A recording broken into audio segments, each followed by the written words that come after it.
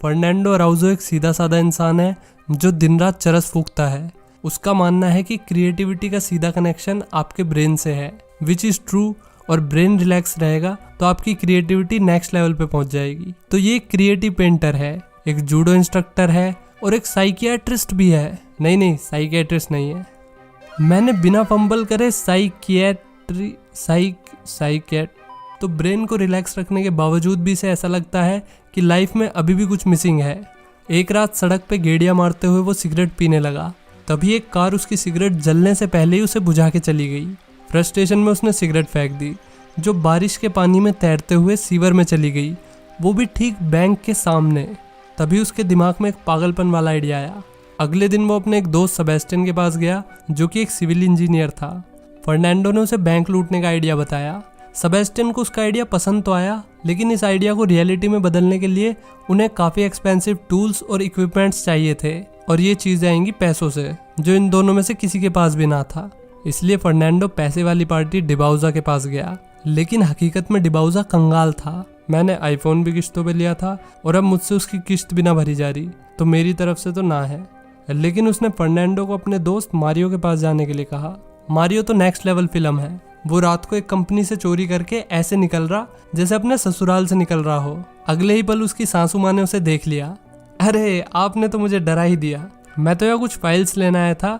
वो क्या है ना, मैं यहाँ पर नया आया हूँ, इसलिए फाइल ढूंढने में थोड़ा टाइम लग गया। बस फिर क्या, लड़की ने उस पर डाउट नहीं किया और वो निकल गया। ऐसे लोगों को ठस्सा देने के लिए उसने बाकायदा एक्टिंग की क्लासेस भी ले रखी थी। मारियो की लाइफ की एक ही प्रॉब्लम थी, उसकी बेटी। नहीं, मतलब उसकी बेटी प्रॉब्लम नहीं थी, बल्कि उसकी बेटी उसके कर्म देखते हुए अब उस पर बिल्कुल विश्वास नहीं करती थी। ये थी प्रॉब्लम। वो अपनी बेटी से बहुत प्यार करता था और उसकी नज़र में वापस से हीरो बनना ही उसका सबसे बड़ा गोल था। खैर, मारियो बेशक चोर हो, लेकिन उसका फाइनेंशियल मैनेजमेंट बहुत अच्छा था। वो अपनी चोरी के पैसों को बचा के रखता था। इसलिए फर्नांडो उससे मिलता है ताकि वो मारियो को बैंक की लूट के प्लान में शामिल कर सके। मारियो इसके लिए शुरू में तैयार नहीं हुआ, लेकिन फर्नांडो ने उसे ये कह के कन्विंस कर लिया कि इसके बाद उसे कभी भी चोरी नहीं करनी पड़ेगी। अब फर्नांडो उसे ड्राइव करके बैंक के सामने ले गया, जहां उसने सीवर को नापने के लिए मेजरिंग टेप डाली। ये काम वो ठीक बैंक के सामने कर रहा था, और ऐसा करने की हिम्मत उसे कहाँ से मिल रही थी ये आपको पता ही है। इसके बाद वे दोनों मेजरिंग टेप का नीचे वाला हिस्सा देखने के लिए सीवर में गए। फर्नांडो ने थोड़ी कैलकुलेशन करने के बाद बताया कि वे मिलेनियर बनने से सिर्फ 18 मीटर दूर है। अब मारियो, डिबाउजा और फर्नांडो साथ में बैठ के आगे प्लान डिस्कस कर रहे थे। वे लोग बैंक के नीचे टनल खोदने वाले थे, लेकिन बैंक के अंदर सभी रूम्स में मोशन सेंसर लगे हुए थे। फर्नांडो उनके लिए भी तैयार था। मोशन सेंसर मूवमेंट डिटेक्ट नहीं करते हैं, बल्कि वे तो सिर्फ टेम्परेचर में होने वाले बदलाव को डिटेक्ट करते हैं। इसलिए फर्नांडो ने एक ऐसा सूट बनाया जिससे वे लोग मोशन सेंसर को चकमा दे सकते थे। अब बस एक ही प्रॉब्लम थी, उन्हें ये नहीं पता कि बैंक वोल्ट को खोलना कैसे है। इसलिए अगले दिन ये लोग बैंक जाते हैं। फर्नांडो पार्किंग लॉट की पिक्चर्स लेने लगा। पार्किंग एरिया बैंक के ठीक पीछे था। अब वो सेबेस्टियन के साथ बैंक के अंदर आ गया, जहाँ सेबेस्टियन अकाउंट खुलवाने का दिखावा कर रहा था। वहीं फर्नांडो ठस्से में बैंक की पिक्चर्स ले रहा होता है। तभी उसने देखा कि पुलिस की गाड़ी आई है। वो तुरंत अपना कैमरा जेब में रख के वहां से जाने लगा, लेकिन सिक्योरिटी वाले ने उसे रोक लिया। क्या कोई प्रॉब्लम है? आप जरा मेरे साथ आइए सर। सिक्योरिटी वाला उसे चेकिंग के लिए लॉकर के ठीक सामने ले गया। सो यहाँ में पता चलता है कि सिक्योरिटी की नज़र में आना भी प्लान का हिस्सा था, ताकि फर्नांडो बैंक के लॉकर रूम तक पहुँच सके। सिक्योरिटी वाले भैया ने कैमरा को अच्छे से मोलेस्ट किया, हर तरफ से छू के देखा, पर उसे फोटोज नहीं मिली, क्योंकि फर्नांडो ने चिप को हाथ में छिपा रखा था। इसके बाद फर्नांडो ने बैंक का नक्शा ड्रॉ किया। शायद इसने इसी दिन के लिए पेंटिंग सीखी थी। फर्नांडो ने प्लान बनाया कि ये इस छोटे रूम से बैंक में एंट्री करेंगे। अगले दिन ये टनल से बैंक की दूरी को कैलकुलेट करने के लिए एक एटलस साइकिल का इस्तेमाल करते हैं। साइकिल का पहिया जितनी बार भी घूमेगा उसी हिसाब से दूरी कैलकुलेट करी जाएगी। ये लोग इतना दिमाग पढ़ाई में लगा लेते तो CGL ना सही MTS तो निकाल ही लेते। अगले दिन फर्नांडो मैथ के सर की तरह मारियो को समझा रहा है कि हमें किस एंगल से खुदाई करनी चाहिए जिससे हम बैंक तक पहुंच सके। आज फाइनली मारियो को पता चल गया कि असल जिंदगी में मैथ का इस्तेमाल कैसे किया जाता है, ऑब्वियसली बैंक लूट के। फिर रात में फर्नांडो और बाकी लोगों ने सीवर में खुदाई शुरू कर दी। इसके बाद इन्होंने एल्बर्टो नाम के बंदे को हायर किया जो भागते टाइम इनके लिए गाड़ी तैयार रखेगा। अगले दिन मारियो एक वैन चुराता है। चोरी के बाद ये लोग भागने में इसी वैन का इस्तेमाल करने वाले थे। यहाँ ये एल्बर्टो और उसकी वाइफ का इंतजार कर रहे होते हैं, तभी एक पुलिस कार यहाँ पर आ गई। ये गाड़ी यहाँ पर क्यों खड़ी कर रखी है? सर अभी तक गाड़ी को लिटाने का फीचर नहीं आया ना, इसलिए खड़ी कर रखी है।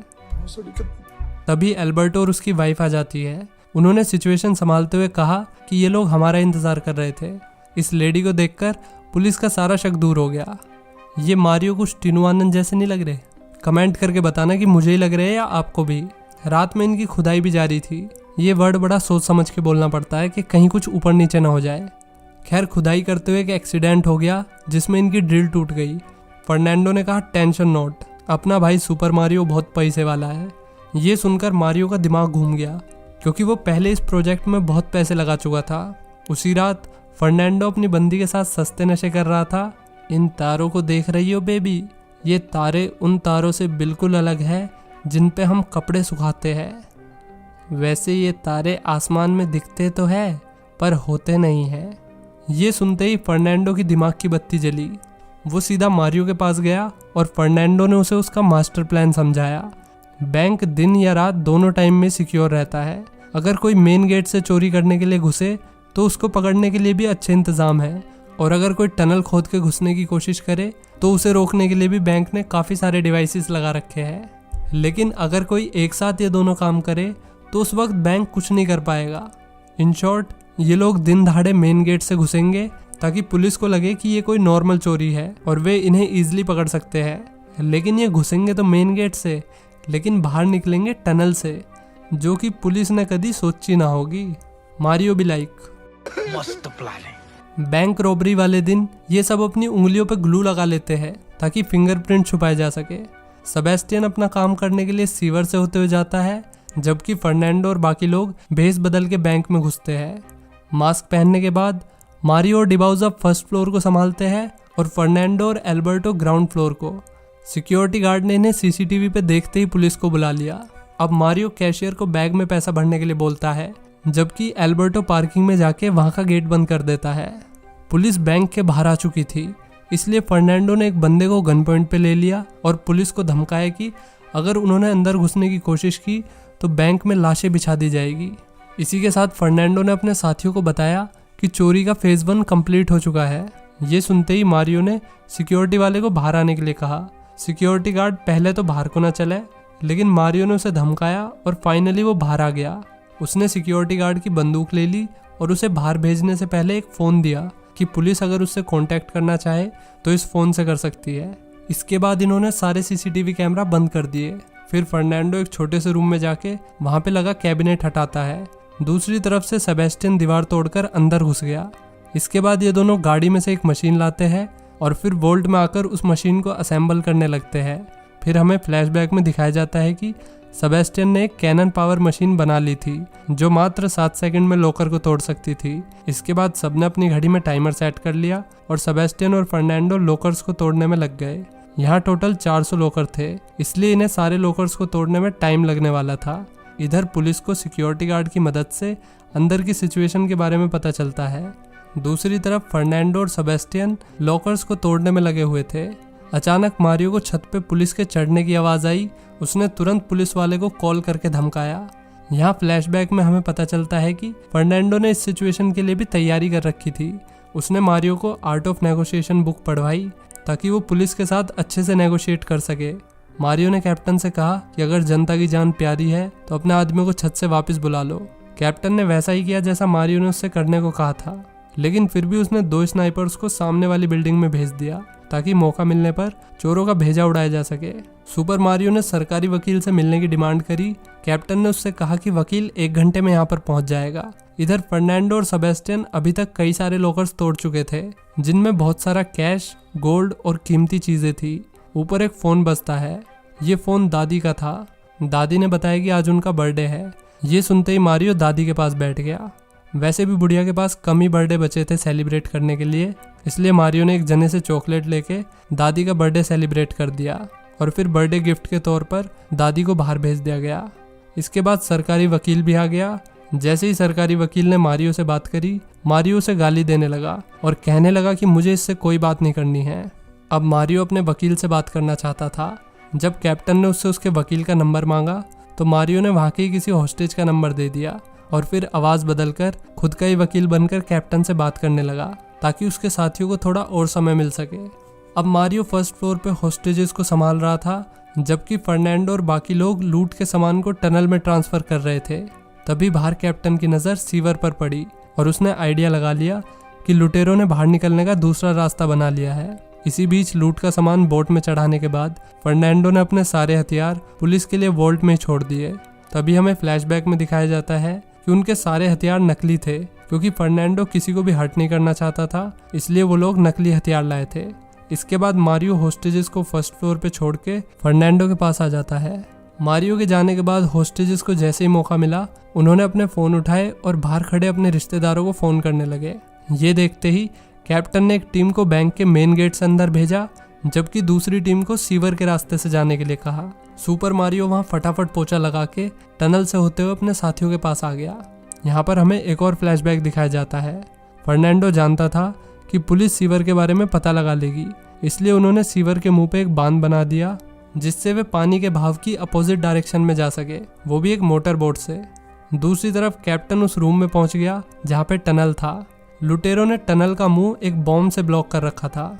हालांकि कैप्टन को पता चल गया कि लुटेरों के दूसरे हथियारों की तरह ये बॉम्ब भी नकली है, लेकिन अब ये सब जानने के लिए बहुत देर हो चुकी थी, क्योंकि लुटेरे बहुत ही समझदारी से अपने दिमाग का 100% इस्तेमाल करते हुए यहाँ से निकल गए थे।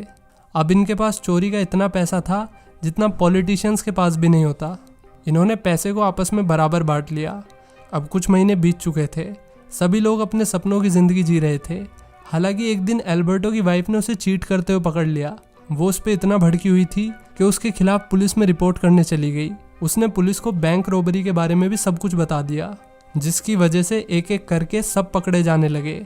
इसके बाद हम मारियो को देखते हैं, जो अपनी बेटी के साथ अपने रिश्ते अच्छे करके सुपर मारियो बन गया था। वो बहुत खुश था। उसकी असली खुशी उसकी बेटी थी, जिसके पास वो फाइनली लौट आया था। अगले ही पल उसने टीवी चला के देखा तो उसकी सारी खुशी मिट्टी में मिल गई। उसने बालकनी से बाहर देखा, पुलिस उनके घर की तरफ बढ़ रही थी। इसके बाद उसने अपनी बेटी को ज़बरदस्ती बाथरूम में बंद कर दिया।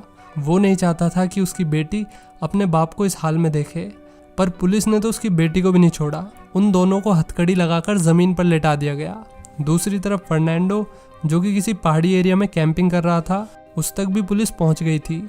ये अंकुरवारी को जैसे दिखने वाले पुलिस ऑफिसर ने फर्नांडो से उसकी आईडी मांगी। अल पचिनो जैसे दिखने वाले फर्नांडो ने कहा कि मैं अपना पर्स तो घर पर ही भूल आया हूँ। उसका झांसा काम नहीं आया और उसे भी पकड़ लिया गया। हालांकि 1 साल 7 महीने के बाद उसकी सज़ा पूरी हो गई। जेल के बाहर मारियो अपनी लग्जरी कार में उसका इंतज़ार कर रहा था।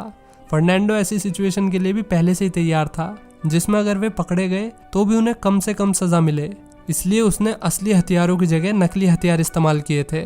और जैसे कि बैंक सेफ्टी डिपॉजिट्स के कोई रिकॉर्ड नहीं रखता था, इसलिए उन्हें कभी पता ही नहीं चला कि एक्चुअल में कितना पैसा चोरी हुआ था। माना जाता है कि ऑलमोस्ट $25 मिलियन चोरी हुए थे और उसमें से सिर्फ 1.5 मिलियन ही रिकवर हो पाया, जिसका मतलब है कि चोरों ने अपनी लूट का एक मोटा हिस्सा छुपा दिया था, जिसे उन्होंने बाहर निकल के एंजॉय किया। और जैसे कि बैंक के पास सेफ्टी डिपॉजिट्स के रिकॉर्ड नहीं थे, इसलिए पुलिस लुटेरों के खिलाफ एक मजबूत केस नहीं बना पाई और वे सब जल्द ही जेल से रिहा हो गए। वेल, आज के लिए इतना ही। मिलते हैं नेक्स्ट वीडियो में। Till then take care, bye bye.